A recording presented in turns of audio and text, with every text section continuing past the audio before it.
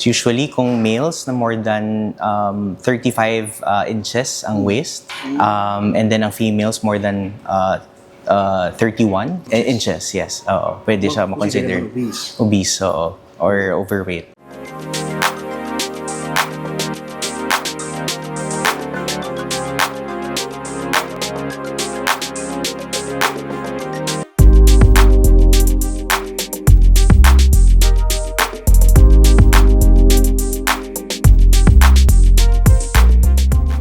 Paano mahambal kung obese ang isa ka tawo o hindi? Sunod sa kay Dr. Christopher John Uichepo, isa ka internal medicine doctor kag endocrinologist, kung ibase sa definition sa World Health Organization, makasili nga obese kung chronic o kung malawig, nagadamo kag nagabalik-balik ang pagtiniros ng fats sa lawas sa isa ka tawo.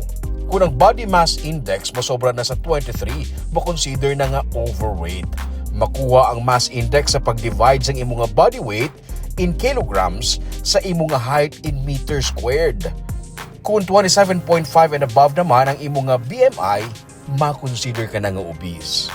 Ang waistline, pwede man mangin balasihan kung obese ang isa ka tawo kung hindi. So usually kung males na more than 35 inches ang waist, so that could be considered as obesity. And then ang females more than 31 inches, yes. Oo, pwede siya makonsider obese, oo, or overweight. Ang delikado kaya ang obesity mahimo magresulta sa type 2 diabetes, hypertension, stroke, heart attack, cancer, osteoarthritis, acid reflux, gallbladder disease kag madamo pa. Ang genes kag behavior ang pila lamang sa mga rason kung nga obese ang tawo. If there is a clustering of obesity or overweight in the family, so ang imo risk of developing obesity increase by about 40 to 70% in your lifetime. So aside from genetic, mayara man sang environmental as well as behavioral. So behavioral, very common, no? Especially pag high ang calorie intake sang isa ka tawo, meaning ang calories in is more than the energy expenditure or calories out. So usually kung gakaon mga processed food that are high in sugars and also fats, no? Very common. Ang lifestyle, dako man nga factor sa pag-obese sa isa ka tawo. May cases man nga kung ang isa ka tawo nagatumar sang steroids, insulin o kung antidepressants, dako man ang chances nga mangin obese sila. Kung obese ka na, wala sang shortcut para mag-lose weight o kung para hindi ka na makonsider nga obese.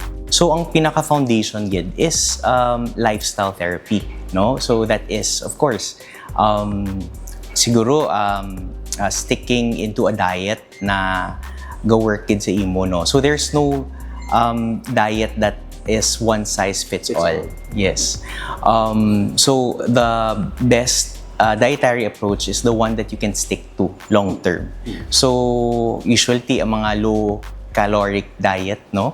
Especially low in carbohydrates and fats. But it has to be balanced, no? And then of course you engage in physical activity. What is recommended is minimum of 150 minutes of moderate intensity aerobic physical activity, or for you to maintain long-term the weight loss, so dapat mga 200 to 300 minutes a week naman. Gina-recommend man ni Doc nga ikonsulta anay sa doktor ang anuman nga plano sa pag-lose weight. Magpangayo man sa professional help sa pag-exercise para malikawan ng injuries. Hindi magkopya sa iban kay mahimo nga kung ano ang mag-work ka exercise kag diet sa kilala mo. Hindi buot silingon, mag-work man ina sa imo. May ginatawag man nga pinggang Pinoy. Half sang pinggan, utan kag prutas, kag 1/4 ang carbohydrates o kun rice o kun bread. Kag 1/4 pagid, protein naman mahimo isda o kun poultry o kun lean red meat. Likawan man ang processed food kag ang high in sugar nga mga ilimnon. Pero sa panahon karon, uso ang injectables. May mga nagagamit bulong para magdiwang kag nangin popular na ini. Sunod sa kay Dr. Uichepo, gina-recommend lang ini kung ang lifestyle measures nga ginatake hindi pagid makapaniwang sa isa ka pasyente. Kung nagaedad na gid abi, mabudlay na ang pag-lose weight. So usually the BMI is high, 30, or 27 above kung may mga obesity-related comorbidities. Pero sinabi ang tao, mayara siya diabetes, hypertension, fatty liver, high cholesterol. So, there's benefit in starting treatment or therapies. So, there are oral treatments that can be used, and ang pinaka-latest, subong may mga injectables. Yes. Can be given daily or once weekly, no? That could help suppress the appetite and then promote effective gid na weight loss. But that's hindi pwede yung ikaw lang yung makuha sa self-medication. Yes, so correct. Oh, actually, no, you can find it online. You can buy online bala with the sinina mga medication. So it is not advised because we are not sure about the active ingredients of especially these compounded versions, no, and then the safety about the drug. So dapat you get your prescription from the doctor's gid. Kagdugang pagid niya, mas epektibo ang ini nga mga bulong kon ginaupdan sang exercise. Sa Riverside Medical Center, mayroon sang Physical Medicine and Fitness Center kung PMFC, kung saan guided ang mga nag-workout diri sang health professionals. Mas maayo kung mag-workout anayo kung magpa-lab test para makitaan ang sitwasyon sang lawas antes magsulod sa isa ka diet o kung exercise. Sa Riverside Laboratory, may package nga sa 1,600 pesos, may FBS, cholesterol, HDL, LDL, triglycerides, uric acid, creatinine, SGPT, blood urea nitrogen kag SGOT na.